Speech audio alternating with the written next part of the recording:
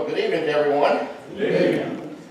I hope you're here this evening ready to have the Word of God fill you and bring you closer to Him.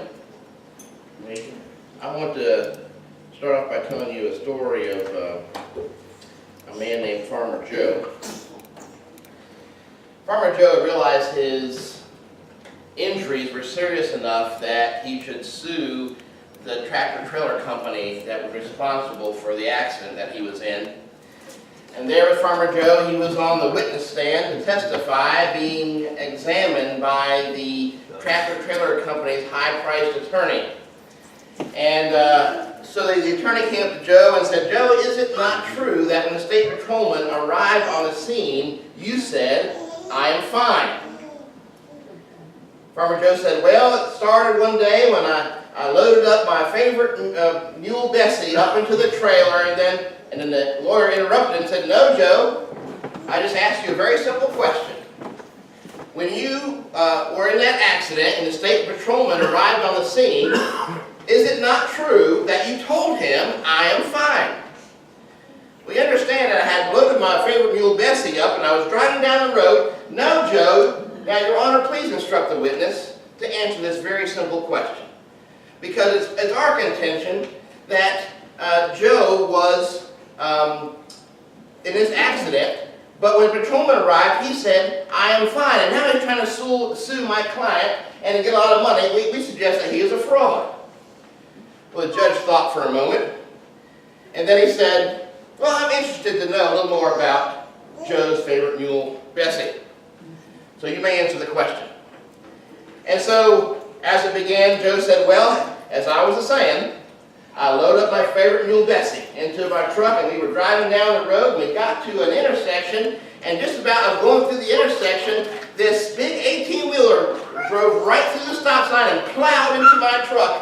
It was so bad that I was thrown completely from the vehicle, and I found myself in the ditch. And then on the other side, my mule was thrown to the other side of the road into the other ditch.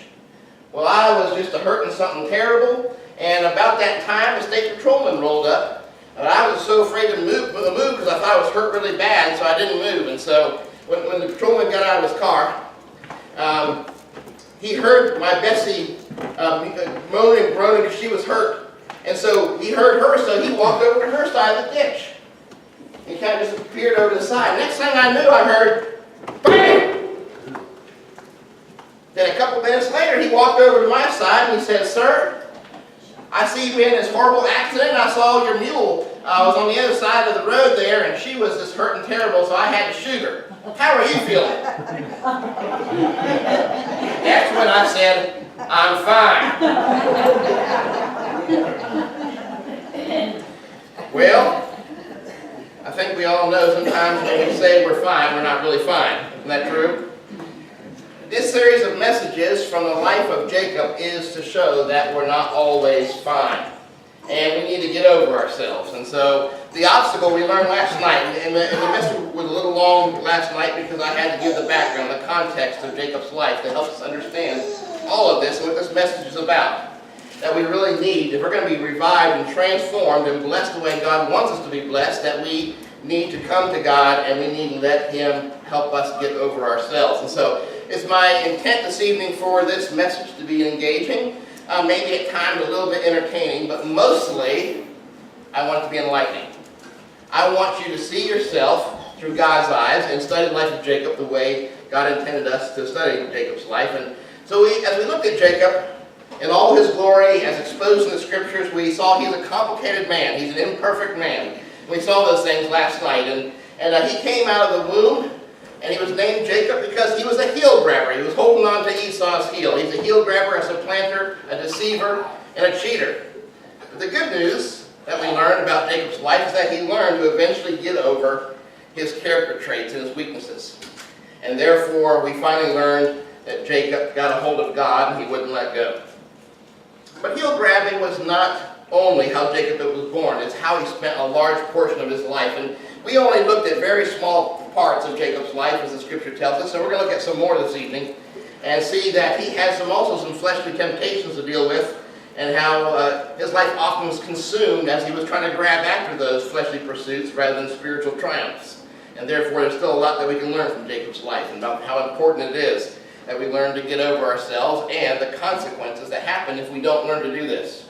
And so tonight we're going to look at Genesis 25, a different portion of Genesis 25 that we looked at yesterday, and a part we just mentioned, but I didn't really go into detail, and begin again to see Jacob's life at his birth and earlier life that demonstrate the contentiousness and the turmoil between Jacob and his brother Esau.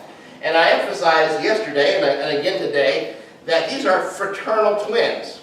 Now, I say that because if these two had not been born at the exact same time, somebody probably would have questioned whether they were actually had the same father, because they are so different in how they are and what they look like that it's hard to believe they came from the same family. But we know that they did.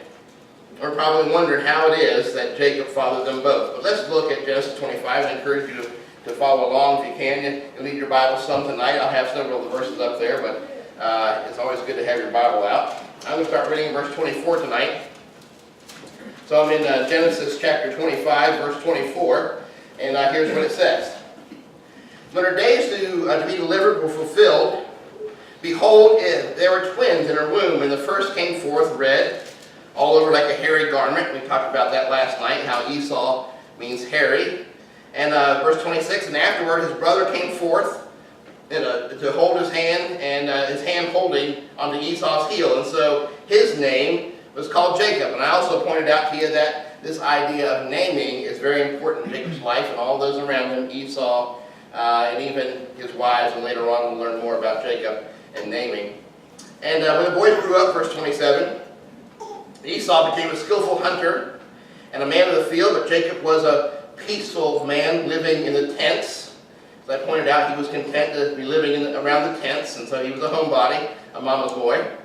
And Esau was a manly hunter. Now verse 28, now Isaac loved Esau because he had a taste for game, but Rebekah loved Jacob.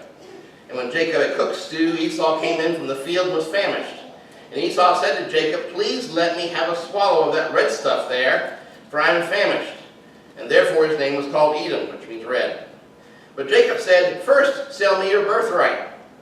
And Esau said, behold, I am about to die, so of what use will the birthright be to me? And Jacob said, well, first swear to me. And he swore to him and sold his birthright to Jacob. And then Jacob gave Esau bread and lentil stew, and he ate and he drank, and he rose and went on his way. Thus Esau despised his birthright. Father, I pray as we look at this interaction between Jacob and Esau, may we understand more about ourselves, more about you and the things you're calling us to be. Lord, help us to see these things and have the courage to make any changes, God, you're urging us to make. We pray in Jesus' name. Amen. Tonight I'd like to talk about impulsivity. Impulsivity is when you give in to temptation. That's contrary to the title of tonight's message is, which is getting over your temptation. We're supposed to get over our temptations, yet we often give in to our temptations because we're impulsive. Now, when I read this story here, it's the craziest story ever. Does anyone here have a car that they really like? I mean, a really nice car, and it's nothing wrong. I'm not setting you up. I'm not going to make fun of you for having a nice car. I don't think there's anything wrong with having a nice car. The Lord blesses us and gives us nice things. Anybody here have a nice car that they really like? No one has a nice car? No one has anything they like, do you? Okay, a couple of you. All right. So you really like your car. I can't find a pen in there. I was going to make a deal here. Thank you. Candy, how about you take that nice car of yours? I'd like to make a trade. I got this pen here. This is an upgrade, because I was going to trade you the Ramada pen that I got from the hotel today. But this is a Sharpie. This is a nice pen. How would you like to make a deal and trade for me with this pen? Does it sound like a good idea? I don't think anybody would make a trade like that. Would they trade their car they really liked for a pen? I'm going to tell you, when I read this story, this is what I hear. This is what I see. This is the craziest deal in all of history. A man gives away his birthright for a bowl of beans. To me, that's even worse than that trade there. And so I actually thought about entitling this message, "Come on, man, really?" Because this is the way I feel about it. Why would you do that? It's a bad trade. And he makes this bad trade because he hears his stomach growling. Now, I don't know if your stomach's growling if you had dinner tonight, but I would be willing to bet there have been times in your life where your stomach growls. It may not be for food, but it may be hungering for things that are around you. And so here's the truth that I'd like to talk about tonight, is that we have to learn to overcome our worldly temptations that have become obstacles to God's blessings. We've got to learn to get over our temptations, because those temptations become obstacles to God's blessings. So here's the first part of that I'd like to look at, and that is beware of mistaking growth for maturity. Now in verse 27 of our text it says, when the boys grew up. And I already told you, if you were here last night, that very often when we read the story, our timeline is way off, because we think that when Jacob fools his dad out of the blessing, he's young, or when he's wrestling with God, he's young, and he's really 97 years old when he's wrestling with God, and he's 76 years old when he gets the blessing from his dad. The Bible doesn't say exactly how old he is here. He may be somewhere, he's younger than 76. He's not a kid anymore. He's grown up. He's become his own man. So however old he is here, he's a man. And I point this out to you because don't mistake physical age for spiritual maturity. Don't confuse those two, because they're not the same thing. There are people that I know that have been going to church for decades. And I often thought that when some of my boys probably were more spiritually mature at points in a time in their life than some people had gone to church for decades. Just because they're older doesn't mean that we're spiritually mature. And that's certainly the case here with Esau. Even though he's a man that is mature in age, these guys are acting like a bunch of 5-year-olds, spiritually speaking here. And so it says there in 27, he grew up, and Esau became a skillful hunter, a man of the field. So Esau was able to control a bow. He was able to track game. He was able to capture game, probably able to field dress it and hang it up and skin it and then maybe even chop it up and ready to be used for food. But he could control that stuff, but he couldn't control his appetite. I think it's what's so ironic about it. He's a skillful hunter, a man of the field, but we find later on he never learns to control his appetite. And we as Christians have to learn to control our appetites. Now verse 28 says, now Isaac loved Esau because he had taste for game. Rebekah loved Jacob. And we see there's some selfish parenting going on here because of what Isaac can get out of Esau. He has favor to Esau, the firstborn, where Jacob becomes a mama's boy.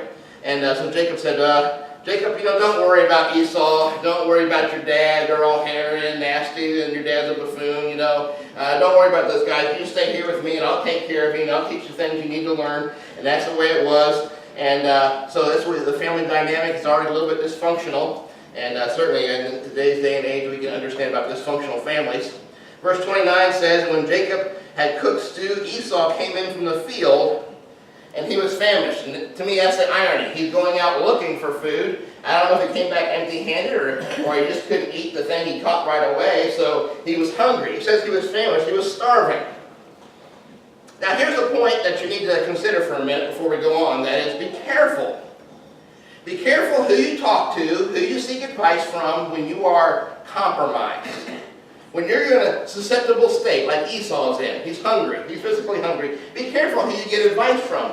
Now remember, Jacob and Esau came from the womb. They were wrestling in the womb. They came out of the womb in contention. They were all the time at each other's throats. And so here's a time when Esau is having a weakness. He's compromised, and he goes and he talks to Jacob, the wrong person to talk to, and we often do the very same thing. I can't tell you how many times I have people come in my office looking for counseling and for help, and how they often tell me, usually the husband or the wife usually tells me they have these friends they're always talking to help them with their marriage. And these are the worst people. They should never be talking to these friends, because their friends are giving them the worst advice in the world. They tend to always take the friend's side. They only hear half the story. And we're in a bad situation. We shouldn't be seeking advice from that kind of people. Well, look at verse 30 there. Here's what happens when Esau comes back famished. And Esau said to Jacob, one translation says, quick, Please let me have a swallow of that red stuff there. I like that. He doesn't even identify what it is. It's just red. Maybe it's good. He has red hair. Maybe he likes red things. I don't know what it is. But he said, it's red. Give it to me. Give me some of that red stuff quick. Give it to me now. I'm starving. I'm famished. In verse 31, this is what I think is so interesting. But Jacob says, first, sell me your birthright. Now, Candy, if you came up to me and said, I need to write something down, give me a pen. I'll say, sure, I'll give you a pen. Give me your car. You'll say, you're stupid. I'm not going to give you my car. That's the craziest deal ever. But this is what's happening here. This is the kind of, now maybe I'm the only person here that will read it like this, but here's what I'm thinking when I read this. Because I know I'm a boy, I have a brother, and didn't have any sisters, and we have all boys, and that's the kind of environment I grew up in. I'm thinking, look, Esau, you just came back in from hunting. You have weapons. Jacob's a mama's boy. Beat the kid up and take the bowl of beans. Why are you making this deal with Jacob? Why are they doing this? Well, second thing you need to learn besides beware of mistaken growth and maturity is to beware of unsatisfied appetites that become exaggerated emotions. Look at this next verse. This verse kills me. Verse 32. Esau says, behold, I'm about to die, so of what use then is a birthright to me? Now talk about a drama king. He comes in, I'm going to die if I don't have some of that red stuff right this second. That's the way his thinking is. And so because he's in this desperate state with a strange way of thinking, he's ready to make the worst trade in history. To sell the birthright, something everybody else wanted, something that Jacob came out of the womb trying to hold on to his heel to get, and been fighting for him ever since. He's willing to give it up for a bowl of that red stuff. Now Esau did this, of course, because he was weak and because he was hungry. He was compromised, wasn't he? Now when I was a young man, I managed a pool store. And in the pool store, we had a vending machine. And I remember there was a saying on the vending machine that said, don't go round hungry. And I remember because it bugged me because it didn't have an A on the round. It said round. Don't go round hungry. And I thought that was a pretty stupid saying for a vending machine because I was always thinking, it meant don't go around hungry or you'll eat some of this junk in this machine right here. That's kind of the way I read it, but that's not really what they meant by it, right? They meant come and make sure you get your Snickers. If you're hungry, you don't have to be hungry. Come get a Snickers. That's the kind of advertising they were doing. And I began thinking, here's the thing. Every diet today pretty much tells you something. Learn not to starve yourself, right? Because if you go there and at dinner time, you have a little salad, and you just have a little bit of this and a little bit of that, and that's all you have, and you really have not satisfied your hunger, what's going to happen? About 9:30, you're going to get a call from the refrigerator, aren't you? And the call is not going to be from the broccoli, it's going to be from the briars. Isn't that what happens? Because you're in this compromised state, because you have starved yourself, you're going to make poor choices. Isn't that what happens? Now, you guys know I'm not talking about physical things here. I'm trying to make a spiritual point with physical things. This is what happens to Esau. He allows himself to be starved in a compromised position. Therefore, he makes a terrible spiritual decision. Beware the quick fix. Beware the quick fix. The reason we can't resist temptation and make bad deals is because, and the reason why we rationalize sin is because we are weak from spiritually starving ourselves. So here's the second part of that. Not only was Esau weak and compromised because he's hungry, but that leads us to this conclusion. Don't spiritually starve yourself. That should be a spiritual axiom for you. An axiom is a most important rule. Don't spiritually starve yourself. Now I know something. I know of Aaron Davis. He wouldn't pick me out of a lineup. He doesn't know me at all. I'm a nobody. But Aaron is pretty well known. As you know. In fact, Aaron, last weekend was preaching at my home church. He doesn't even know that. I haven't got a chance to tell him that yet. But Winchester is where I was baptized into Christ. That's where he was at Winchester. And so we kind of traded places a little bit. Funny how God works things like that out. But here I am. And we think about learning not to starve ourselves. Don't go around hungry. But the truth is, I know if Aaron is in this church, and the elders that you have here in this church, and the teachers that you have in this church, there's no reason for anybody here to go spiritually hungry. Isn't that true? You have people who are willing to feed you, who are willing to teach you. You have the Word of God. I'm always amazed when I study history, and I kind of wrap my brain around the fact. You realize for most of history of the church, nobody was able to have a Bible of their own. Did you know that? I mean, the printing press was invented in 1450, which means everything was on a big, long, hand-copied scroll before then. First thing Gutenberg printed out on his printing press was the Bible, the Gutenberg Bible. But still, you can imagine, you ever notice when the first thing of something comes out, how expensive it is? And then, years later, it gets a lot cheaper. But can you imagine what it cost for a Bible back then? Even a printed Bible would have been so expensive, no one could have their own copy of it. In my office, I have literally dozens and dozens of Bibles. On your phone, you have a Bible with 30 translations of English probably on it. Yet, we spiritually starve ourselves. We go around hungry, okay? And because of that, because of the fact that we spiritually starve ourselves, we are spiritually compromised and we make poor decisions, bad deals. And I'm saying don't do it. You don't have to go around spiritually starving yourself. When you go around spiritually starving, you will get that call. And that call from the sin, not from your sanctification. So I want you to think about this. I brought this bowl tonight, and I thought about this. How Satan loves to bring the bowl around. And every day you're presented bowls. Do you ever think about that? Bowl, you say, what bowls are you talking about? Well, think of it this way. You're hungry for love, but Satan, and so you're starving. So Satan brings out the bowl for illicit sex or pornography or whatever it is, and he puts it before you, don't you? You're spiritually starving, and so you might give in. You're hungry for the peace that passes understanding. And Satan pulls out, well, how about instead you just settle for some alcohol or maybe some drugs, and maybe you'll never learn to sober up because you partake of that bowl. Maybe you're hungry for faith, but you're starving, and so instead you settle for worldly stability and power and money and success in the world. You're hungry for hope, but then Satan pulls the bowl out and you're starving, so he says, come get this iPhone, or come get this gambling thing, or extend yourself beyond your means. You see how it works? When we spiritually starve ourselves, and Satan pulls out the bowl, he tempts you with something, and you make bad deals.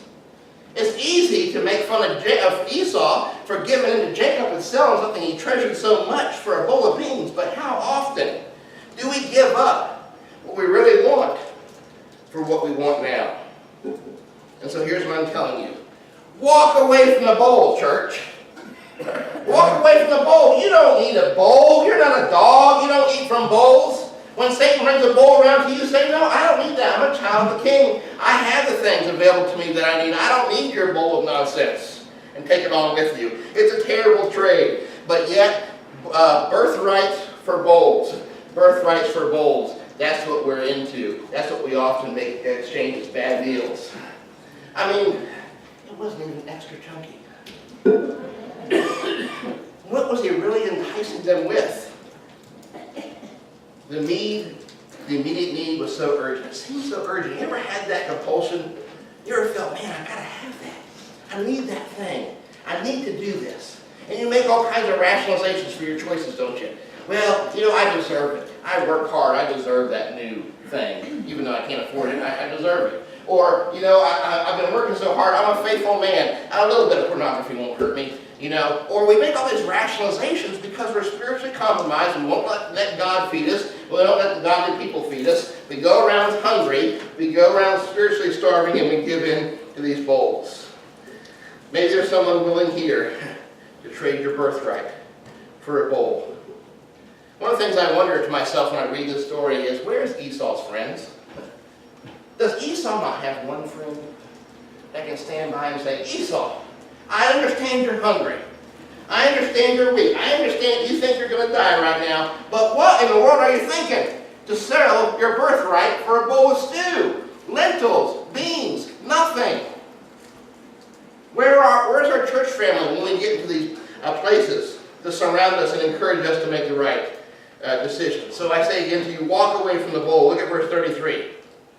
Our text, and Jacob said, "First swear to me." And so he swore to him and sold his birthright to Jacob.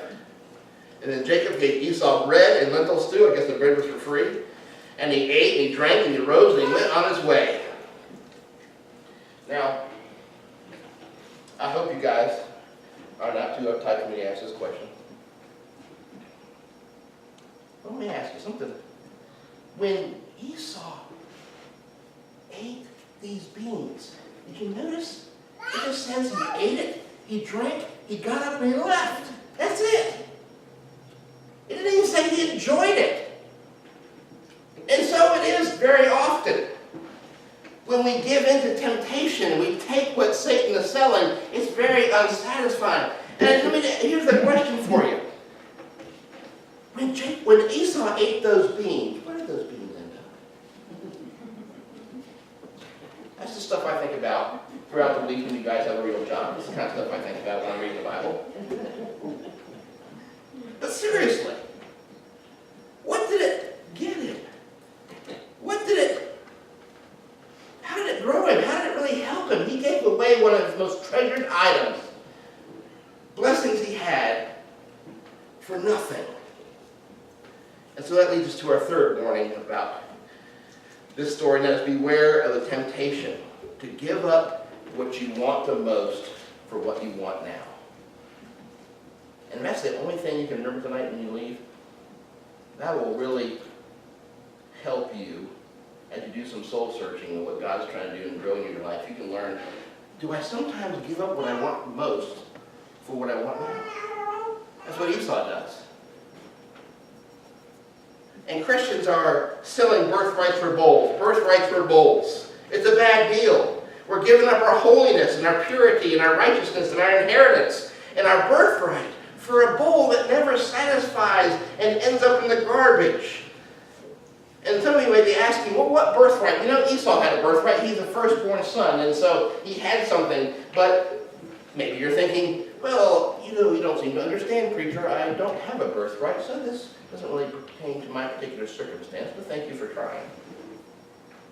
If you don't think you have an inheritance as a Christian, as a child of God, then you're missing out on something, and let me help you see something tonight.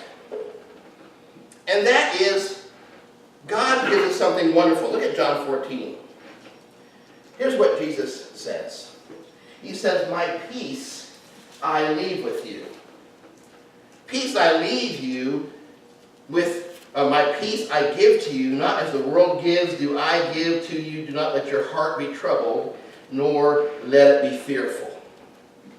This is part of your inheritance. He left it to us. He says, I gave it to you. Did you know that the devil cannot take away your birthright?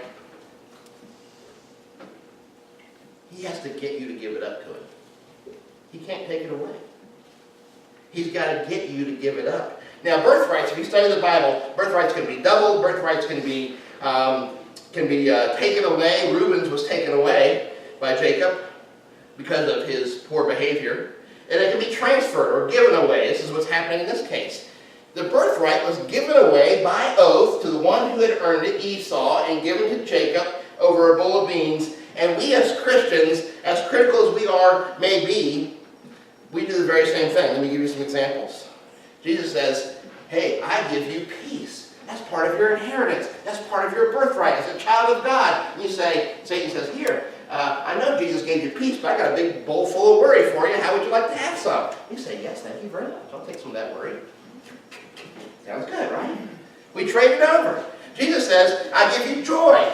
And Satan says, hey, I know Jesus wants to give you joy, but how about some grumbling? How about some grumpy soup? How about some sulky soup? You want some of that? We say, sure, I'll have some of that. Thank you very much. Jesus says, you know, I give you a testimony. And Satan says, I know you got a testimony, but here's a big bowl full of temper. How'd you like to have some of that? And you say, oh, a bowl full of temper. I'd love to have temper. Let me have some of that. That was very personal to me because that's something God has been working on me in my life. I remember before I moved to Huntington, a year ago. I was in church planting in the Washington, D.C. area.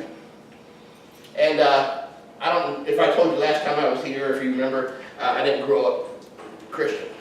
My family wasn't Christian. We weren't atheists or anything, we just weren't Christian. We didn't go to church.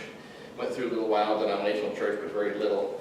And I didn't become a Christian until I was 24 years old. And so I had 24 years, I'm getting ready to turn 48, so this is kind of significant for me. 48 was like right, and 24 right in the middle of my life. So I spent 24 years on the highway to hell. Thank you, AC/DC. And the second 24 years, I've been trying to work my way, in the right direction as I'm going to heaven. I'm trying to go against that road that I was running on before. And God's, working on me in a lot of areas. And one thing He had to work a lot on me was my temper.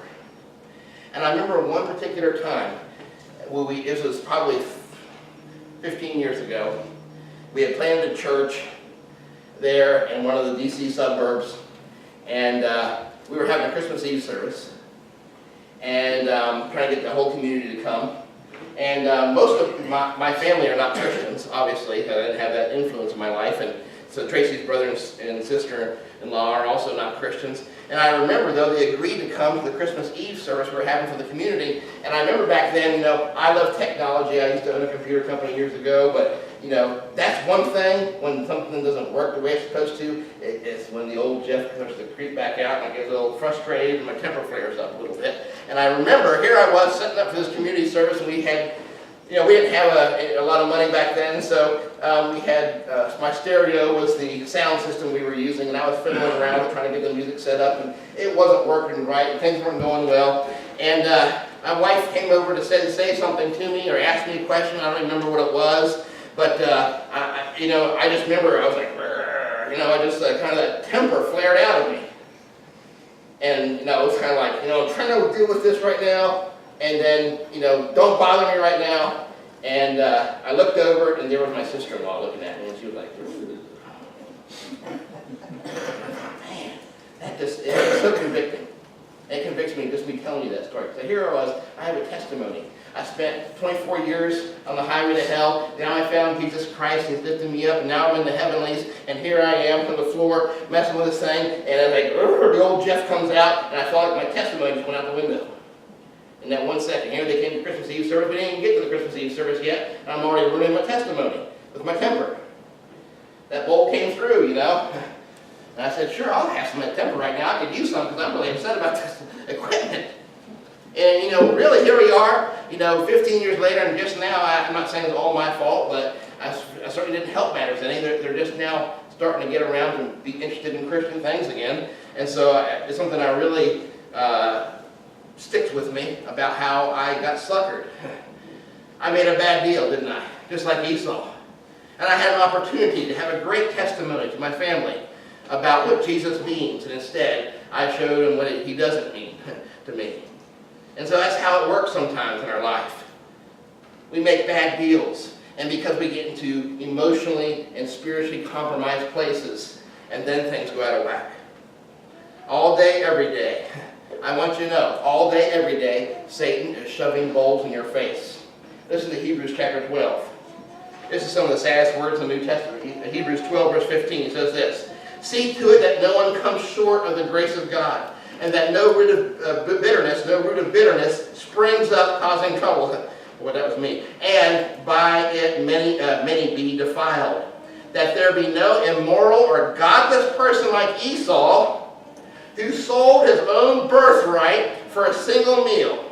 For you know that even afterwards, when he desired to inherit the blessing, he was rejected, for he found no place for repentance, though he sought it with tears. He sought for it with tears. And several points I want to make to tie these ends together tonight. One is this.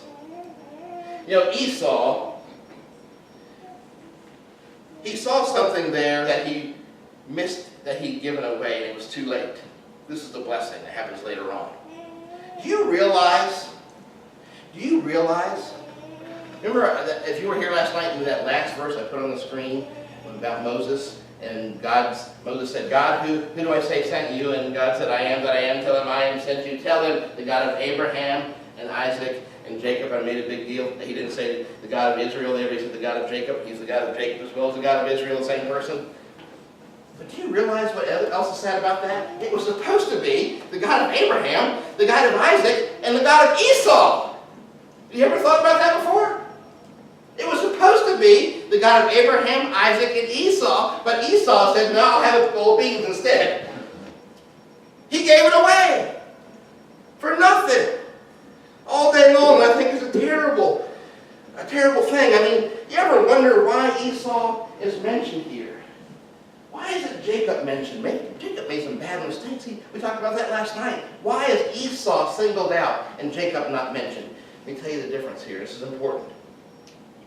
The difference is Jacob made bad decisions about how he went about things. But you know what he was craving and what he had a passion for? It was righteous things. You see, he wanted godly things. He just went about the wrong way of doing it. And not justifying what he did, but the fact that his heart was seeking after godly things, birthrights and blessings, is something that God honors. Whereas Esau could care less about godly things. He was willing to sell it for nothing. He despised it, the Bible says. He despised it. And God calls him godless. There's the difference, friends. Why is it that God honors us in my temper, in my weaknesses? Because of Jesus. Because I desire godly things. And I make mistakes and I fall short, but God still honors me and He carries me along and He helps me grow when I make those mistakes because I'm going after godly things. And so it was the God of Abraham, Isaac, and Jacob, not Esau. Jacob was hungry for a blessing. Esau was hungry for a bowl of beans. And as I was thinking about these two brothers, the older and younger here, and Esau and Jacob, I began thinking about another set of brothers that was mentioned by Jesus in a parable He told about two sons, an older son and a younger son. And the younger son comes up to his dad. You remember this parable, right? He says, hey, Dad, can you pretend you're dead so I can have my inheritance now? I mean, you have to understand that when he says he asks for his inheritance when his father's alive, that's exactly what he's saying. It's one of the most insulting things you could ever say to your dad.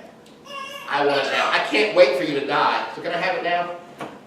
Dad says, sure. You want your inheritance? You can have it now. He takes it out. You know what happens? He spends it on wild living, doesn't he? He goes through everything. And do you remember what happens at the end of his waywardness? He gets to a point where he's feeding pigs.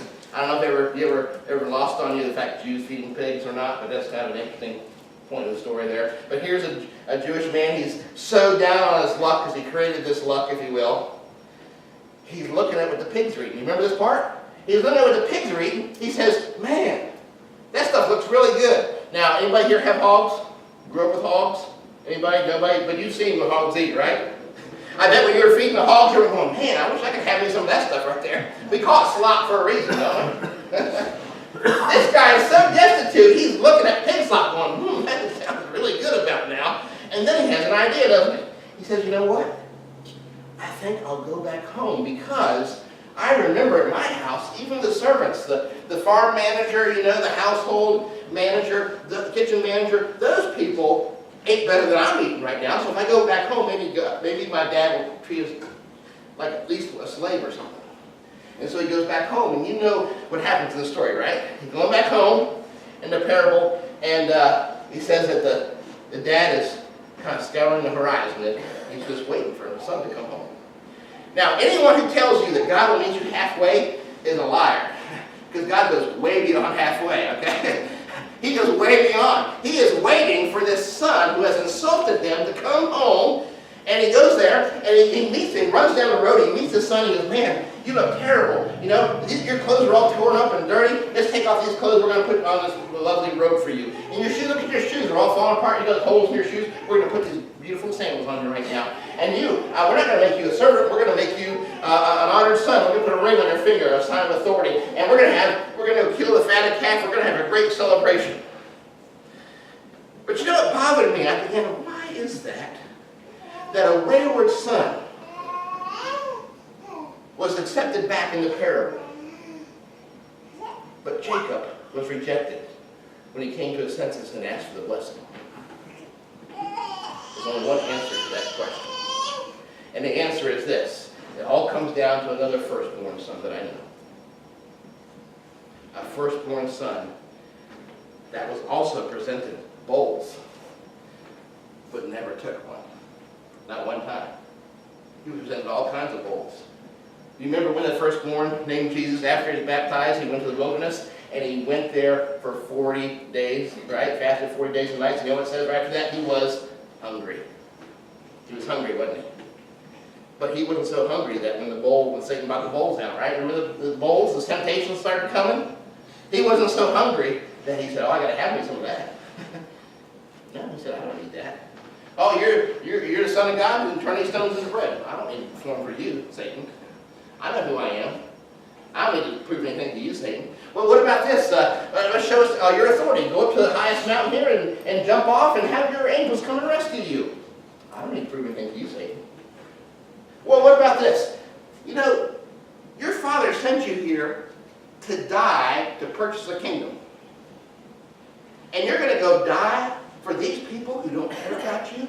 That when you come to offer them grace and forgiveness, they're going to pull your beard hairs out, and they're going to beat you, and they're going to put a crown of thorns on your head, and they're going to mock you, and then they're going to stab you in the side, and they're going to crucify you and nail you to a cross and leave you up there to suffocate to death? You don't have to go through all that, Jesus. Just take this. He said, if you just bow down to me one time, if you study that, when Satan says, if you will bow down, it means just one time. Just do it one time, Jesus, and I will give you any kingdom. I'm the ruler of the kingdom of the air, Satan says. I'll give you any kingdom in the world. Just tell me what kingdom you want. I'll give it to you. Just bow down one time. You don't have to die for those people who don't care about you. That was the bowl. That was a pretty convincing bowl, but Jesus didn't take, did he? And so the difference between the prodigal son who left and was accepted back and Esau, who did not care about spiritual things for a time and was rejected, all comes down to the firstborn son named Jesus. He makes all the difference in the world. He's the reason why we can come back and we can stand strong and say no to the bowls. But if sometimes, once in a while, we give in and do something stupid, Jesus is there to bring us back, to wash us off, and put us on the right road. Here's the last Bible verse I'll share with you. It's in Romans chapter 8. Verse 29, it says this, for those whom he foreknew, those whom God foreknew, he also predestined to be conformed to the likeness or the image of his Son, so that he would be the firstborn among many brethren, and that these whom he predestined he also called, and those whom he called he also justified, and these whom he justified he also glorified. So Jesus was the firstborn, and God destined us to become like him. And that's the road we're supposed to be on. We're supposed to be heading to become like Israel's. If you were here last night, the future Jeffs and the future whoever you are. But let's be the real who we are right now. Accept the grace of God. Allow us to be spiritually strong enough to reject the bowls of temptation that come along the way, and to give us grace of it all in the meantime. And so, here's the closing thought. You can overcome your temptations with the blood of the chief overcomer, and that's Jesus Christ. And I pray that you will hunger after righteous things rather than going around hungry, because you're spiritually starving yourself despite God, who is ready, willing, able to bless you. I don't know if you saw the latest movie called Everest, about summiting Mount Everest. It's not exactly a true story, but it's loosely, even though the guy who wrote the true story book kind of announced the movie, the guy who wrote the book called Into Thin Air, about summiting, some true stories about summiting Mount Everest. And he reveals this one story about one of the leaders named Andrew, who was a guide and leading others up onto the summit of Mount Everest. And he said one particular time, when he was leading a group of people up there, Andrew stayed up at the summit too long. And there's a lot of calculations and a lot of treachery involved, potential treachery involved in summiting Mount Everest, because it's not really man-friendly up there, as you probably know. And the oxygen is extremely low, and unless you have spent years of training yourself to be able to survive on very, very low oxygen, you need to bring oxygen up there. And even Andrew, who had been there many times and was a leader and a guide for others, he had stayed up on Mount Everest too long, and so much when he began to descend and desummit the mountain, he ran out of oxygen. And so he began climbing down, and he got to a point where there were some bottles of oxygen that had been left behind by another group that had already come down the mountain. They were too heavy to carry. They were full bottles. They were sitting there. And he had made it to that point. And so he radioed down to the base camp, and he said, I don't think I'm going to make it. I don't have enough oxygen. And they said, Andrew, those oxygen bottles, you just need to use those oxygen bottles and you'll be fine. And he said, no. He said, I tried them. They're all empty. He said, no, we know they're all full. We just left them there 100% full. You see, his oxygen level had gotten down so low, he was delusional. He was out of his mind. And there were bottles of oxygen right there, and he thought they were all empty. And he never even tried to hook them up to his breathing apparatus. And so eventually, he sat up there and died of hypoxia, where his oxygen level got so low that his brain just shut off like a light switch. And he died up there and froze up on that mountain, sitting next to an entire supply of oxygen bottles. And I read that story and I thought, this is an appropriate story to tell at the end of a message like this, because so often we allow ourselves to become so deprived of spiritual things. You know, it becomes easy, doesn't it? We skip a Bible study, or we sleep in a little bit on Sunday when you miss Sunday school. And then we got things to do Monday morning, so we don't come Sunday night anymore. And slowly by slowly, we're removing spiritual things out of our life, and before you know it, we're going around starving, and we don't even realize it. We're spiritually starving, we don't even realize it. And I have seen many people, and you probably have experienced some people, maybe in this church, maybe outside this church in your life, that have become so spiritually deprived they end up spiritually dead. Isn't that true? They just kind of drift away. That's the term Paul uses. Paul wrote Hebrews there in chapter 2, where he says, some have drifted away from the faith. That's a nautical term, drift. Some have drifted away from the faith. It's not like you just wake up one morning, I'm tired of this Christian stuff, I'm just going to quit. Very few people really do that. It's usually a slow drift, isn't it? We slowly deprive ourselves little by little, and then we're starving, and next thing you know, all those bowls that you've been saying, no thank you, Satan, I'm full. All of a sudden, no, I am a little bit hungry. The next thing you know, you're up there like Esau. You're famished, you're starving, you're going to die if you don't get some of what Satan is selling you. And pretty soon you know you really are dead. And so my encouragement for you tonight, from the life of Jacob and Esau, is to crave after spiritual things, godly things. Yes, we need to learn to do it the right way and get over our character weaknesses we talked about last night. But also, we need to learn to get over our temptations, because we're not being vigilant, and we're not filling ourselves spiritually. And we're going to talk about this later on, tomorrow night. We're going to talk about the sister wives of Leah and Rachel. But very often, we will allow ourselves to be fooled and lulled into something because we think we can do it by our own willpower. And that, to me, my experience, number one mistake I've made and other Christians make is think we're going to live this Christian life by my willpower instead of God's willpower, God's spiritual power. And so don't go around hungry. Okay, come feast on what the Lord has to offer. And I pray if you've not yet come to Christ, and all you've done your whole life is take anything He's offered you, and you've taken those things that He's offering for your immediate satisfaction, I pray you will come to Christ tonight and let Him fill you to overflowing so you have no interest in those bowls. Why don't we all stand as we pray? God, I thank you.